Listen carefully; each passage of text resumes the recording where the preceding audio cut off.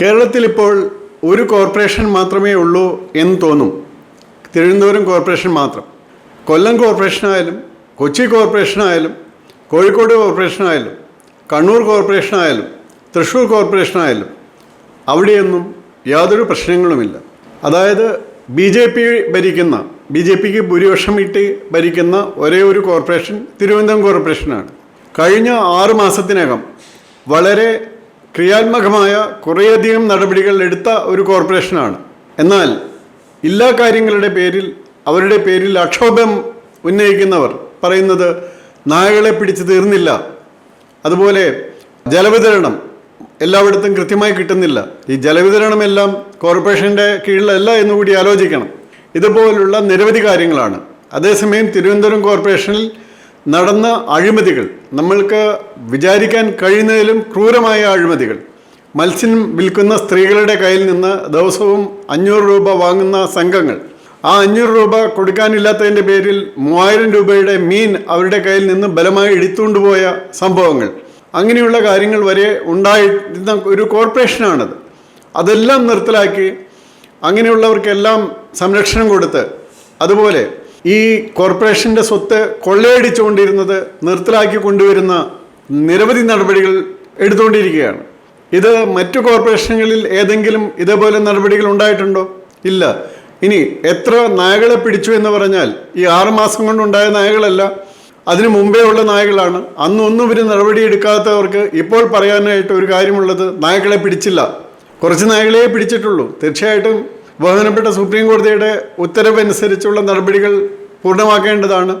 അതിന് ഏതെങ്കിലും ഒരു പഞ്ചായത്ത് സ്ഥലം ഉണ്ടാക്കി അവിടെ ഷെൽട്ടറുകൾ സ്ഥാപിക്കാൻ തുടങ്ങിയാൽ അവിടെ പ്രക്ഷോഭം തുടങ്ങുകയും അവിടെ നിന്ന് മാറ്റുകയും ചെയ്യുന്ന കാര്യങ്ങളും നടക്കുന്നുണ്ട് എന്നുള്ളത് കൂടി നമ്മൾ ശ്രദ്ധിക്കേണ്ടതാണ്. ഏതായാലും തിരുവനന്തപുരം ഒഴികെ മറ്റൊരു കോർപ്പറേഷനും ഇല്ലാത്ത ഭരണസ്തംഭനമാണത്രേ തിരുവനന്തപുരത്ത്.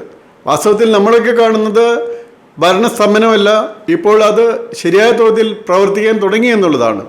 മറ്റു കോർപ്പറേഷനുകൾ തിരുവനന്തപുരത്തെ പോലെ അതിനു മുമ്പുണ്ടായിരുന്ന നടപടികൾ പുനഃപരിശോധിക്കുകയും ഇതേപോലെ കോടിക്കണക്കിന് വരുന്ന രൂപ മോഷണം പോയിരുന്നത്, അത് തട്ടിക്കൊണ്ടുപോയിരുന്നത്, രാഷ്ട്രീയപരമായും വ്യക്തികളും തട്ടിക്കൊണ്ടുപോയിരുന്നത്, അത് നിർത്തലാക്കുകയും ചെയ്യുകയാണ് ചെയ്യേണ്ടത്. അതുകൊണ്ട് കേരളത്തിൽ 20 MP-മാരുണ്ട്. അതിൽ ഒരു MP സുരേഷ് ഗോപിക്ക് മാത്രമാണ് ഉത്തരവാദിത്തം എന്ന് പറഞ്ഞു നടക്കുന്നത് പോലെ നടക്കാതെ, കേരളത്തിലെ കോർപ്പറേഷനുകളിൽ തിരുവനന്തപുരം കോർപ്പറേഷൻ മാത്രമാണ് ഇത്തരം പ്രശ്നങ്ങൾ എന്ന് പറഞ്ഞ് നടക്കാതെ, തിരുവനന്തപുരം കോർപ്പറേഷൻ ചെയ്ത പണിയെങ്കിലും മറ്റു കോർപ്പറേഷനെ കൊണ്ട് ചെയ്യിപ്പിക്കാനാണ് ശ്രമിക്കേണ്ടത്.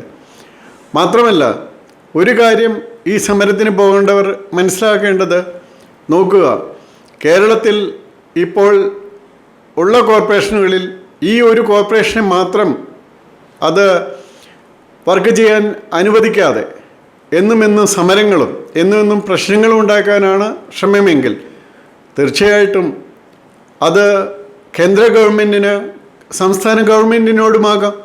കാരണം അവിടെ നിന്ന് ആണല്ലോ കൂടുതൽ പണവും സംസ്ഥാന ഗവൺമെൻറ്റിന് ലഭിക്കേണ്ടത്. അപ്പോൾ അങ്ങനെയുള്ള കാര്യങ്ങളിലൊക്കെ എല്ലാ സർക്കാരുകൾക്കും കിട്ടുന്നത് പോലെ കിട്ടുന്നതിൽ നിന്ന് വ്യത്യസ്തത കാണിച്ചാലോ? അതും ആലോചിക്കേണ്ടതല്ലേ. അപ്പോൾ അങ്ങനെയൊന്നും ഇല്ലാതെ എല്ലാം കൃത്യമായിട്ട് അക്കാര്യങ്ങളെല്ലാം നടന്നുകൊണ്ടിരിക്കുമ്പോൾ BJP കൃത്യമായിട്ട് ഏതെങ്കിലും കാര്യം ചെയ്യുന്നില്ലെങ്കിൽ അത് കൗൺസിൽ യോഗത്തിൽ ഉന്നയിക്കുകയും അവിടെയാണ് അത് ചർച്ച ചെയ്യുകയും അതല്ലെങ്കിൽ കോടതിയിലോ ജനങ്ങളുടെ മുമ്പിലോ മറ്റു വിധത്തിൽ അവതരിപ്പിക്കുകയാണ് ചെയ്തത്. അതിന് പകരം സംസ്ഥാനം ഭരിക്കുന്ന ഗവൺമെൻറ്റിൻ്റെ പാർട്ടി തന്നെ, അവർക്ക് 2 പാർട്ടിക്കാർക്കും സ്വന്തം നിലയിൽ അവിശ്വാസം കൊണ്ടുവരാൻ സാധ്യമല്ല. കാരണം 2 പേർക്കും 3-1 ഭൂരിപക്ഷം, 3-1 അംഗബലം ഇല്ല എന്നുള്ളത് തന്നെ. അതുകൊണ്ട് 2 കൂട്ടരും യോജിച്ചാൽ മാത്രമേ ഒരു അവിശ്വാസം കൊണ്ടുവരാൻ സാധിക്കുകയുള്ളൂ.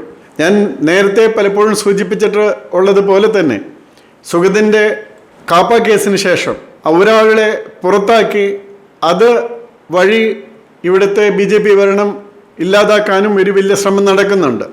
അപ്പോൾ BJPക്ക് ജനങ്ങൾ കൊടുത്തിരിക്കുന്ന ഒരു വിശ്വാസം, ആ വിശ്വാസം, ആ ശക്തി, അത് ജനക്ഷേമത്തിന് വേണ്ടി ഉപയോഗിക്കുമ്പോൾ അങ്ങനെ ക്ഷേമമൊന്നും വേണ്ട, പക്ഷേ അവർ ഭരിക്കരുത്.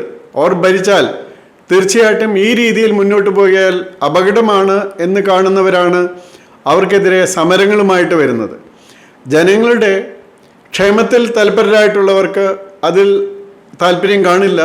തീർച്ചയായിട്ടും തിരുവനന്തപുരത്തുള്ള ജനങ്ങൾ ഇത് കാണുന്നുണ്ട്. അവർ നല്ല ഭരണമാണ് ആഗ്രഹിക്കുന്നത്. ആ നല്ല ഭരണം ഈ 6 മാസം കൊണ്ട് കാഴ്ചവെക്കാൻ ആയി എന്നാണ് ജനങ്ങളുടെ വിശ്വാസം. അതുകൊണ്ട് ആ ജനങ്ങളെ ചോദ്യം ചെയ്യുകയാണ് ഇപ്പോൾ ഇടതുപക്ഷവും കോൺഗ്രസും ചെയ്യുന്നത് എന്നുകൂടി നമ്മൾ ചൂണ്ടിക്കാണിക്കേണ്ടതുണ്ട്.